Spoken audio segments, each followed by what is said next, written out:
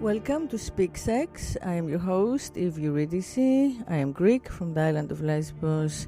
I'm the writer of 3 books on female sexuality, Satyricon USA, F32, The Second Coming, F32, published by Scribner, Virago Press. I work as a columnist, I write the Sex Files column, as well as a multimedia artist with the theme of female sexuality, objectification, the dichotomy between our bodies and minds, between our souls and our physical forms, and finding ways to bridge it and become whole again, ways to live in touch with ourselves, both physically and spiritually.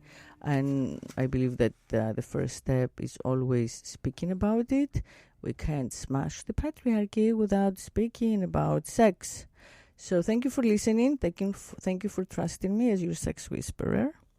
Today's guest will talk specifically on this topic with me. His name is Tyrone Smith. He's from San Bernardino. He's here actually for the music festival we have. And he's a rapper and music producer. But today he's here as a private citizen to discuss his thoughts and political thoughts, as well as personal thoughts, as a man of color who was raised in a religious community and has tried to find his identity through and out of it. So welcome to the program. Thank you. I appreciate it. Thanks for having me. So when we met, we were talking about this briefly, the way that Christianity is such a cultural stranglehold on the community, and yet it is the colonizer's religion, but it's been embraced so fully that there is kind of like no way out of it. Then there's very little discussion even about how to get away from like the spiritual control, right? Correct. I mean, Christianity, it's so ingrained into the spiritual and mental makeup of people of color, that goes back, to slavery. So it's interesting to me because I think the worst thing to happen to people of color besides slavery itself is Christianity, because of its imperialistic and colonizing effects it's had on the brain and the restrictions it's had on the body itself. So, there's an interesting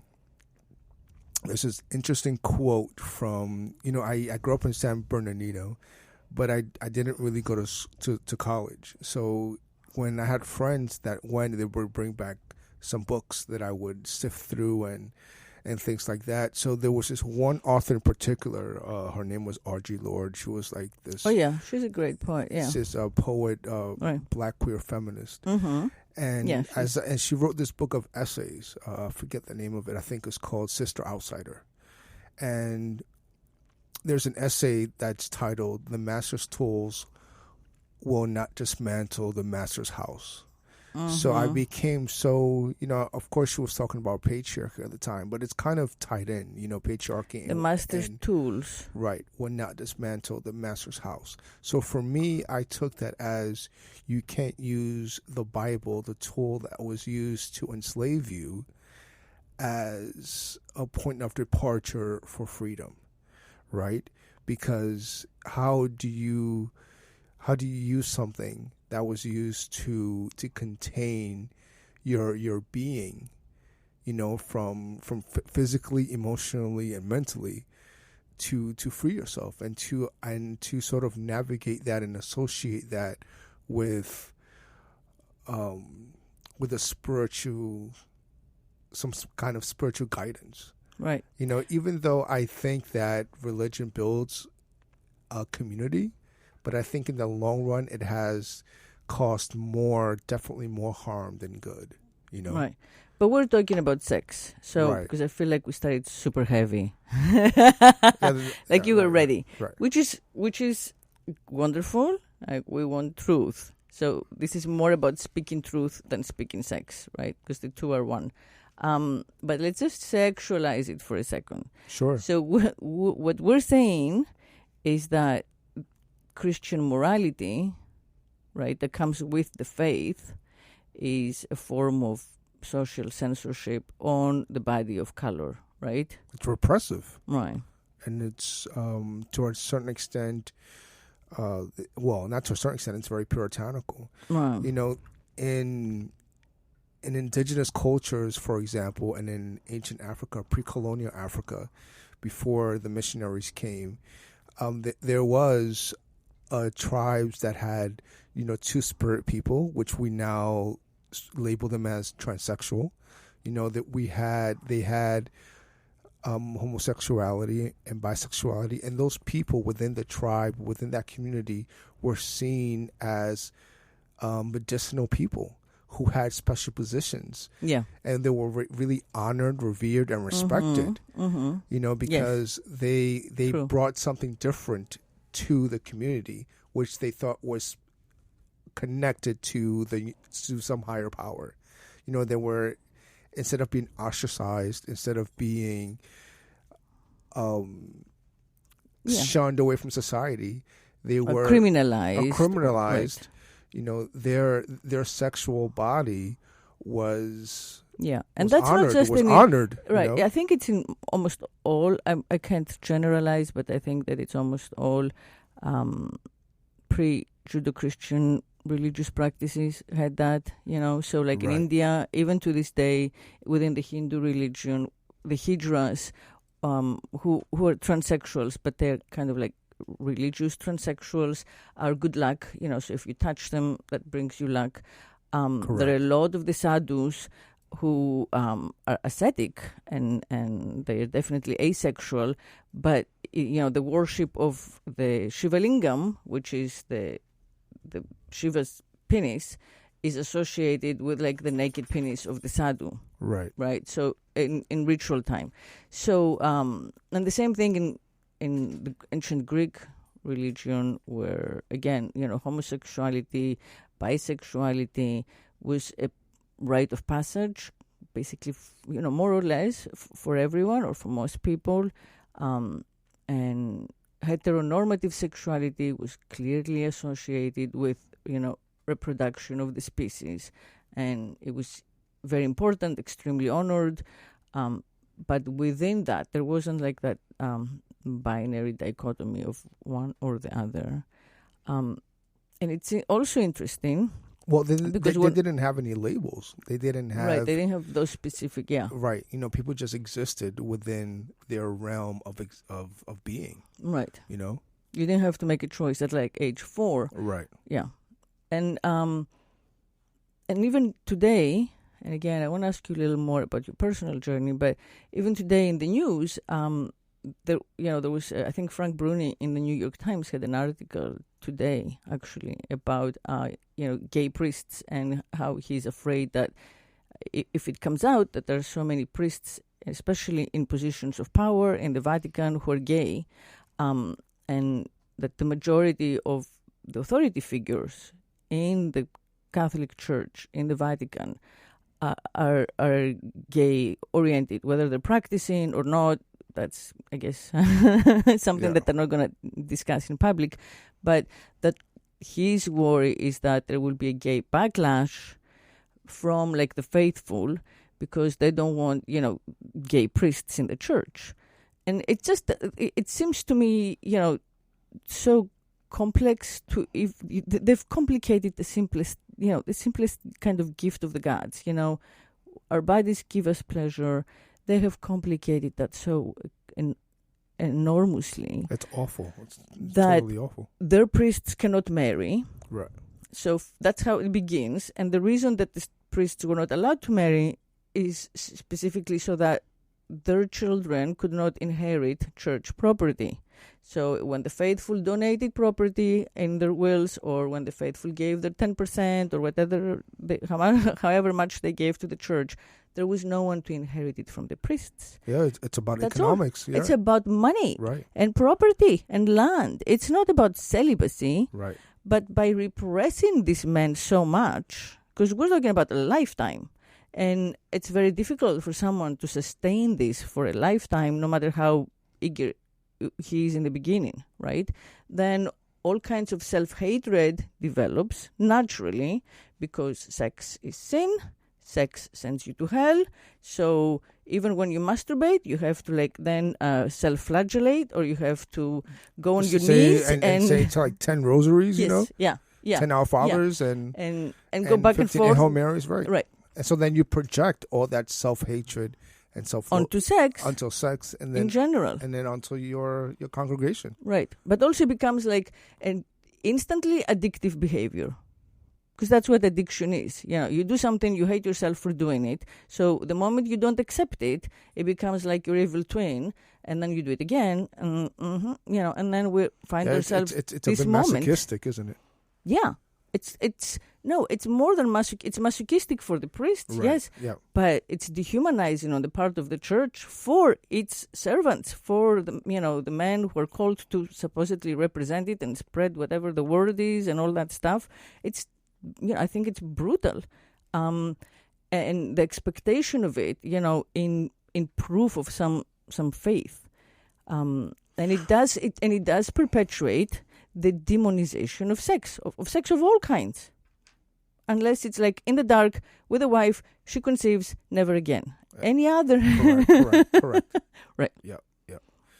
And I mean, what's even stranger to me is that people just sweep that under the rug. No one wants to dive into it and dissect, the whole principles of the church in terms of like how it relates to sex and the self. It seems like people are afraid, that they have such they've been brainwashed and controlled by this government, that it's taking a hold. I mean, people have sacrificed their children and looked the other way when they've been come into contact with the fact that their children have been sexually abused by priests, just because they want to stay in good faith with the church. You know what I mean? So the whole thing is just bizarre. Because the church is in charge of the afterlife. So like mathematically, correct. Once you actually believe that your own afterlife, like past the physical stage, once you believe there is a soul and you believe there is something after death, once you give all that to the church, to the faith, then you're like, well, whatever happens here, I can control better than the alternative, which is an eternity, in whatever punishment. So that narrative also is very, controlling. It's like a mass mind control, mindfuck, a mass mindfuck. Even in the small town that I grew up in, it's very conservative. What community did you grow up in? San Bernardino. Right. Okay, that's small. Yeah, in California. And you'll see billboards saying, "Get right with God. Jesus saves. Avoid God's fury." So that constant bombardment in your mind is like, oh, fuck. And how many churches were around your house? There were, I would say, in my immediate surrounding, about 4. There were Protestants, one Catholic, some Baptist. There were some Seventh-day Adventist.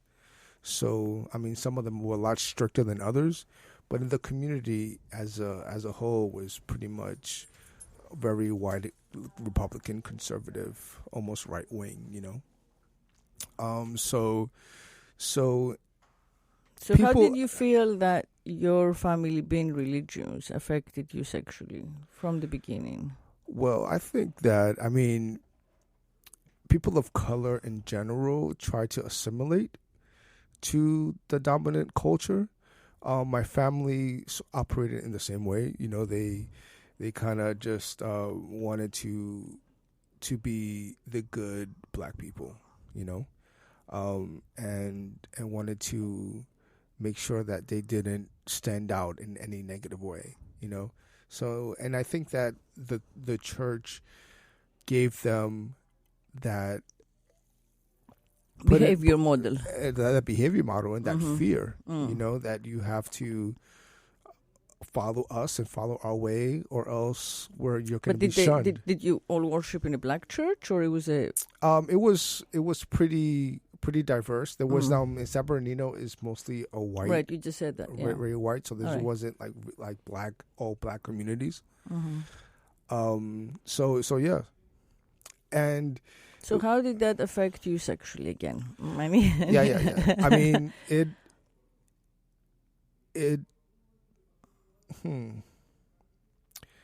I mean, I always had, girlfriends and always identified as heterosexual, but I think that that curiosity of kind of playing with my best friend or another guy kind of was in the back of my mind, but it didn't really play out until years later.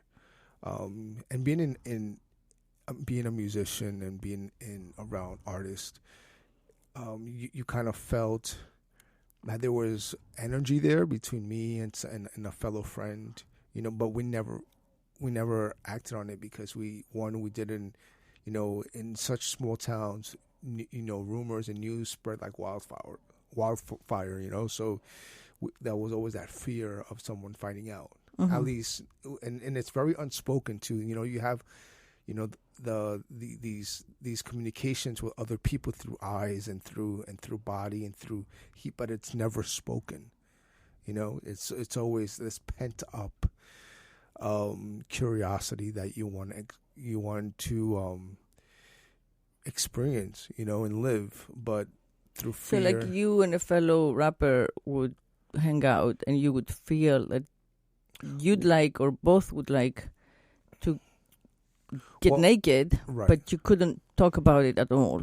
Well, one of the most interesting things that happened was on a trip to Jamaica. I was working, helping this really popular reggae artist with a new album. He had asked me to come, and he flew me in, and his studio was in a basement. His studio was in a basement, and it was pretty nice, very spacious. And I come in, his wife greets me, opens the door, everything's fine. I go downstairs, we start talking. She goes back. She stays upstairs because it was lunchtime, and she's making us lunch. So I sit down and we start talking, but he comes close, really close to me. Like our legs were touching, and he was pretty much staring into my eyes, and I was like uncomfortable yet excited at the same time because I didn't know what was going on. So it was the kind of intimate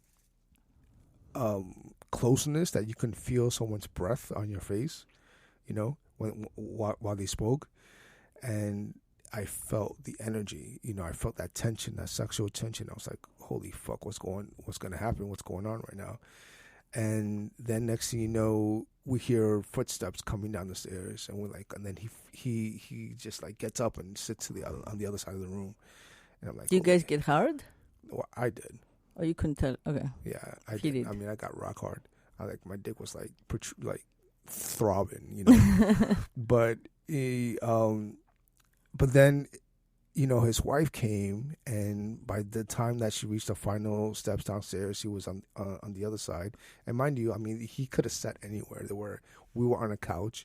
He could have sat on the other side of the couch. He could have sat on the producer's chair, but he decided. And then for a long time after that, I would think, what if his wife never came down? What would have happened? Exactly. What if she hadn't So you've been always there? wondered. I always wondered. Yeah, And there has never been any word that he's known as straight. He presents as straight completely. Correct. And there hasn't been any kind of well, I don't live in Jamaica, so I wouldn't know what's going on in the neighborhood. But from my vantage point, there hasn't been any wording of him being like bisexual or actually there aren't that many. I don't think, I'm not aware or like of the DL many, or anything like that. Right. Yeah. It's uncommon for Rasta to identify as gay. I can't. Oh, definitely, definitely. Right. Yeah, because part of their religion itself is actually the kind of like masculine, Right. sexual, Homophobic. right, homophobic, masculine, fertile energy where like they are ready to go with any girl. Pretty much. Yeah. Pretty much, yeah. So that's the sexuality, I think, that is part of that culture. And again, it's a combination of fertility based and social fear, because one doesn't have to exclude the other. And it's so funny but because they're not Christian, so just for for the record. No, right. Their Rastafarianness comes out of I believe Ethiopia. Haile Selassie and right, Haile Selassie. Right. The Lion of Judah. The Lion of Judah. I have a friend who I just spoke to recently on the phone who lives in Brooklyn. And she was dating a guy from Jamaica, and she's from Trinidad. And he proposed to her, can we have a threesome with another girl? And then she said, sure, but can you make me happy, and let's be fair, and would you have a threesome with another guy? So she was telling me that he grew up in a very strict house in Jamaica, but he always had this curiosity to be with another man. But it was so imposed on him, this fear, this inability to explore and be with other dudes, that he kind of locked himself in to just like, I just want to be with women, even though she said she can tell that he really wants to be with another man, So, I mean, eventually she broke up with him, because he would say, she's a twin and her sister is a lesbian and she lives in Norway with her wife. And she has a brother who's gay, who lives in Fort Lauderdale with his husband. So, and she's like one out of 10 kids. Oh, well. So for her, it was more not just political, but more in immediate, because it affected her, the way that she sees sexuality. So she's no longer with him, but she said that the restraint that the church and the family puts on people sexually is so evident in him. It was so evident in him. Right. And I don't really think it's the family. I mean, from my point of view, from all, the countless stories and interviews and experiences, I don't think, let's not blame the mom and dad. I mean, unless they are abusive, that's separate. But they, they're innocent. Like on the individual level, we're all innocent.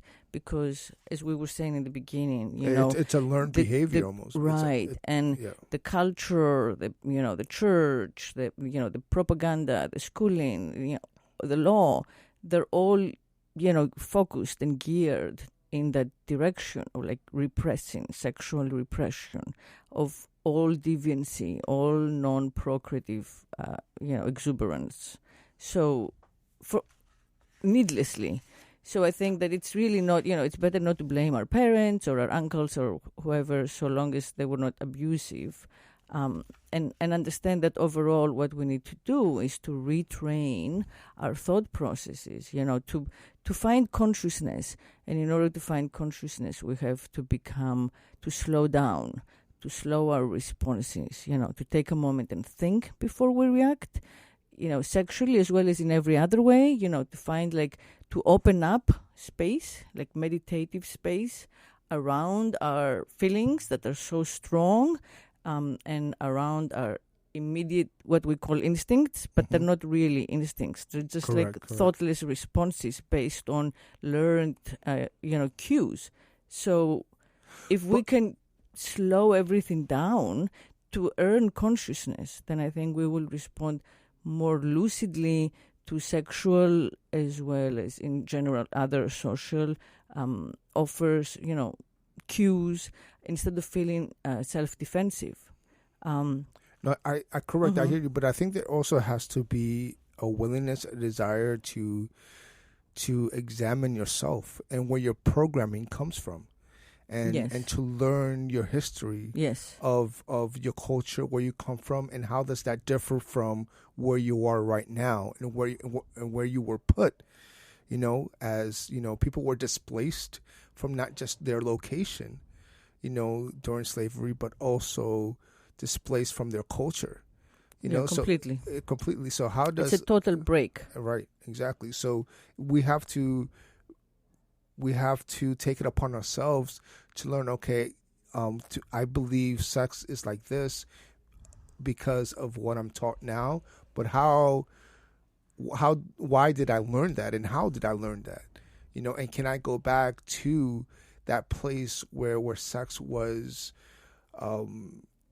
viewed as just something that was part of life because of pleasure, because whether you want to procreate or because you just want to just have all these different experiences, exactly. and not just these Right. like patriarchal boxes, Exactly.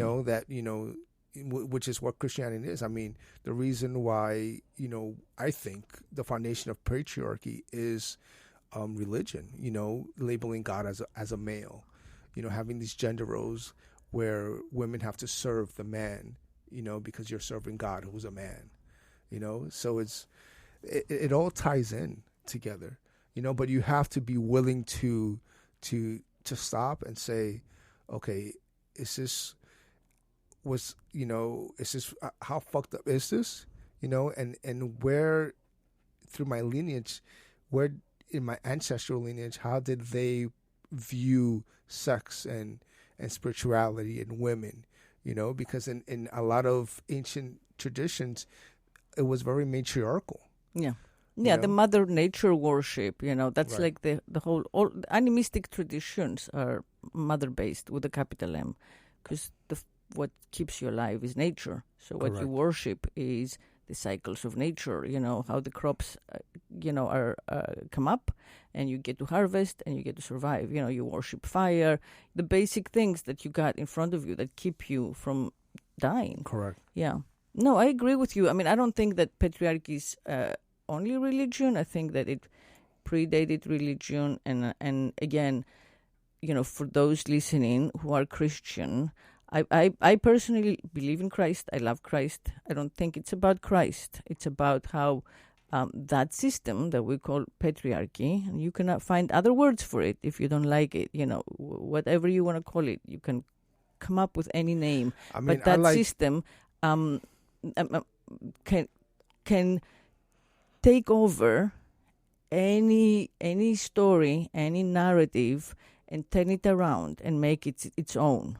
Right? It can co-opt whether it's a rebel like Christ was, or I had someone here who was a Gnostic bishop. The same thing. It can co-opt any movement. It can co-opt rap. Look at what's happening now in your field. Right. It's constantly co-opted by capitalism for its own ends. Correct. Right. So as individuals, our only choice, as you said, is to think. To take time and revisit and find out what we really think for ourselves. And we can't go back the way to how things were, but we can recreate our own truths, right? And stand by them. Exactly. Like for example, Christ for me is this black queer dude, right? So once I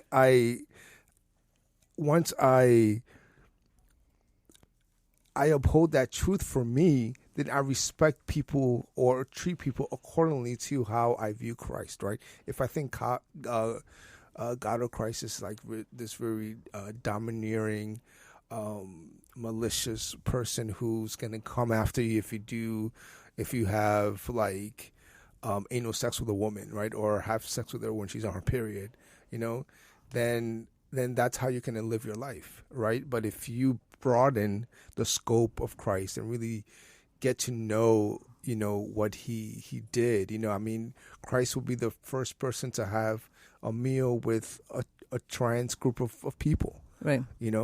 So I mean, once you're aware of that, then that's how you move forward through life, through whether it's sex, whether it's how you treat people, how in your relationships. I think it takes that original that idea model, right. Yeah. So the original name was agape, which is love. Right. And it was love for everyone. There was not even a concept in his original teachings of like excluding.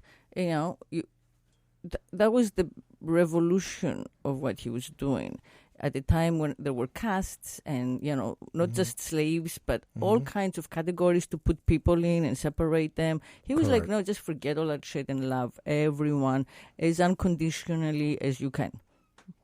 Totally revolutionary. We have not practiced it, period, in all these years of Christianity. Oh, no, at all. Right. We do crusades and we've done the opposite.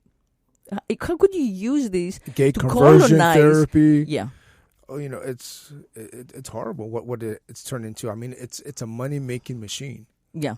Yeah. The churches are tax exempt. They collect money from the poor. They buy they buy their Rolls Royces and multi-million dollar homes from the money from their constituents. But again, this is not about anyone specific, because I totally respect every priest, every parishioner. So this is not about faith. Faith is wonderful. We're just trying to find a way to bring the original message of love, right, back into whatever your faith is. So to go back to you, you actually did at some point, right, clearly, because of how you speak now, have a conversion or a revolution of your own. Right? Correct. Yeah. I converted to agnostic. I'm just kind of like, I've been to Buddhist temples and I like that a lot.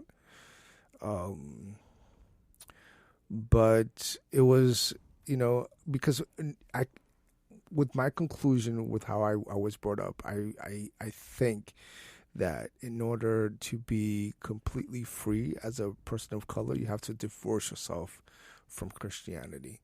And I think sexually, to uncover that those states of repression and of constriction, you have to, for me personally, you have to divorce yourself from everything that's causing the constricting and that's limiting your. So when you became an agnostic, you also became a bisexual. I guess, but I mean, I'm not practicing. I don't really go out there and not out in the open, but right. I mean, eventually, I've had experiences, but what did you think of the film Midnight Cowboys? Well, that's a totally different topic. No, I know. Yeah, because I felt that it showed, the film itself, I thought, showed the repression we're talking about, because you have two queer characters of color. Right. Well, more than two, but let's say there is a love story lurking underneath all that, all the drama and the melodrama. But we never really visually see them go at it at all. Which is why I didn't like the movie. Mm-hmm. Because I'm not sure if you saw this movie called 17. No. It's a European film. I think it was a French filmmaker. I'm not sure, but it's an excellent movie about these high school teenagers who are very very hetero-identified, but their relationship took on a different form throughout. But anyway, back to Midnight. I didn't like it because American cinema has such a hard time pushing that envelope of showing gay relationships on film. And in order to make it mainstream or to cross over, you have to scale it back a little bit. So when they were on the beach, right, at night, and the light-skinned dude was jerking off his friend, right? Mm-hmm. And they were. Is that what they were doing? I think so, because I didn't know. I did not know. He jerked him off and then he wiped his hand on the sand. I did not know that. After he came, right? I had no idea. But this is the first I hear of it, and I've seen it twice. But what pissed me off is that the camera was shooting from behind. Yeah, that's why I didn't know. I mean, I'm a girl and I'm white, so like I have no access to that world. They have to show me everything. I need to know literally what's happening. Right, because they didn't show. I mean, I'm not sure if they kissed or what was going on, but we have no idea. We have no idea because and it's so dark. And it's so dark because it was nighttime. Well, yeah, but how convenient. Exactly. Yeah. Mm-hmm. But that's what pissed me off because throughout the whole, the whole film is leading to this. It's leading to this, and then it's like, and okay, the first time because I saw it, you leave the theater with fucking blue balls. See, I love this because I didn't get that either. But yeah, I mean, the first time I saw it, it was like the opening night here, so it was long before it became successful. And I felt the same way. I felt, wait a minute, like the main topic is hardly touched on, and a lot of the characters are still kept in like cliche Hollywood, types, prototypes, archetypes. But the second time I saw it with friends, either it had just won the Oscar or it was about to. It was right before the Oscars. I saw it with a group of friends. So everyone knew what it was about. It was finally a film about black men of color who are gay, which we've never really explored enough. So everyone went with that expectation. And then at the end of it, everyone looked at each other and said, wait, where was the gay part? Because even in prison, we don't see, like, how come when he gets all beefed up in prison, he doesn't have any sex with anyone? It's just, again, the sex was left completely out of his story. That's all about sex. Exactly. It's horrible. That's my biggest issue with American cinema. It's not willing to go there. Goes there when it's about violence. Of course. They will not stop themselves at anything. We have to see every entrail, they will prefer to bloody shoot a whole vein. bunch of people than have someone have innocent sex. Have like a shot of like the naked nipples or the vagina or forget the penis. Correct, the penis is like the ultimate taboo. Correct, the erect penis. And even at the end of the film, when he goes back to, the guys working at the diner, and they have this, like this reconnection, and then they're at the dude's apartment, and then the film ends. And you're like, what the fuck happened? Yeah, I know. Are they going to fuck? Are they going to we never know. Stay together? I don't know. They're going to hold hands forever. Yeah. I think so. Yeah. I mean, they won't give you a shot, a close-up of a hard-on in a pair of jeans. I'm not saying naked, but just like cut to a pyramid, How is that in any way offensive or scary or I don't know, whatever? Yeah. So it's horrible. They kind of force people into the world of pornography, which is the worst place to get your information and education from because it's so sexist and misogynist and, stereotypical. Because they won't give out anything in mainstream, imagery. And maybe we'll get like a limp dick, hiding under a lot of pubic hair. Correct. That's about it. Right. No, because if you show a penis of any kind, then the movie's NC-17. Right. Exactly. Yeah. But go ahead and show the female body. But I mean, without penetration, just to show a man naked, erect, I have no clue why that is an issue. It actually, it's a shortcut. In a very quick shot, you don't have to stare. No one says you keep the camera on the thing and make it porn, but just allowing it as part of the narrative, we skip a lot of talk. We understand immediately where he's at, what he's doing, what's happening. Then you can cut to something else. The body has its own language, and if the film allows the body inside, right, we'll get in the story faster. But I think it's still a lot of it is still under the control of like Mr. Disney and romance, and so part of that whole romantic idea is that the guy is sexless. He worships the sexless female. Correct. And everybody's in like fancy clothing. All covered up. Yeah. All covered up, going to like the imaginary ball. Yeah. Yeah. It's all done in code And we gotta break that code. We really have to make a conscious effort, to break out of shame by changing our codes and our words. Yeah. I mean, one of the greatest films I've seen in a while, well, in this decade, was speaking of shame, was a film called Shame, by the same director who did, I forget his name, who did 12 Years a Slave. Yeah. And this film was with Michael Fassbender. Yeah. He was the protagonist, and he had sex addiction, right? Which is, something real. So he would just leave his job. He'd be at the computer, and he'll be, so hard that he'll just have to go and get an escort or just find sex somewhere. He had to, if a guy propositioned him, he'll get a blowjob from a dude anywhere, and then there was this weird dynamic relationship with him and his sister that was, you could feel that it was a bit sexual. Incestuous. But it didn't really delve into it, but you felt like through their chemistry and their body language that something was there that was unresolved from their youth. So it was a very, very poignant film for me. But for some reason, America doesn't really make those kinds of films because I think they feel like the audience isn't ready for it. But even that film, and I don't want to, I don't want to be playing devil's advocate too much, but even that film, you see, it presents that rampant sexuality is the disease. Correct. And I agree there. Yeah. And I think that, of course, there is sex addiction, and people who feel that they have this problem have to go to SAAA. They have to go to meetings that are the exact same meetings as alcoholics, for the audience out there, Sex Addicts Anonymous, and it helps a lot. But the only reason that sex might even become an addiction is because we demonize it.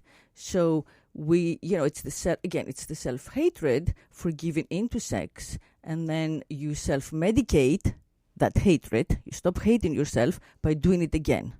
And then after you do it again, you hate yourself. So it's that horrible cycle that begins from considering, giving in to sexual impulse negative, a sin, a sign of lack of control, a sign of weakness. So, sex doesn't have to be a sign of weakness.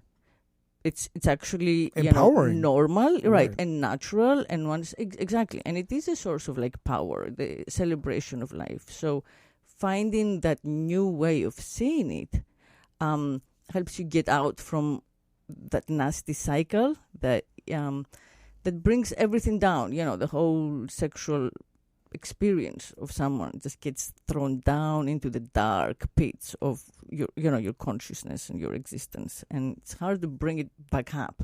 And the only way, really, in treatment is to stay completely monogamous and to stay completely honest. So you go right back, to what we've been taught, because there is no other way out. Right. Sadly. Right. And then there has to be a relearning of sex education, right? Because even in school, when in high school or in middle school, when they give you sex ed, it's about the sperm going into the vagina. Right. It's not about how to talk about it. And it's not about how to talk about it. It's not about how to do it, how to take precautions, how to be fully involved. Yeah. And they don't even, and forget about talking about the curiosities that people may have to experience sex with people who look like them, with the same gender. It's very, it's very... Well, it's also always secret. That's partly why we're here today, and I think we've reached more or less the end of our hour. But that's exactly why we're here today, because the first thing is to bring it to the light and not keep it secret, right? Because if you go and have sex in secret, because it's bad, then you immediately enter that cycle that we're talking about. But that secrecy leads to so much damage, because even if you look at Jamaica, there's such high level of HIV because married men are having sex with other men, because they're not allowed to be their full selves, right? And I remember, it happens in these... I didn't know that. Yeah. Because, these men on the DL go out there, have unprotected sex. They They don't think anything of it. They go back home, have sex unprotectedly with their wives, have unprotected sex with their wives, and that's how it spreads. You know? I mean, it's a whole epidemic. Wow. I didn't realize that. Yeah, it's true. Oh, very sad. Okay, well, this has been a loaded, super intense. It was very heavy. Right? Yeah. It was good. Yeah. Thanks for coming, Tyrone. I think everybody needs a snack. Right. Thank you for listening. Thank you for trusting me as your sex whisperer. I am grateful to have you as part of our team and tribe. And please, until I see you next week, speak sex. Ciao. Ciao.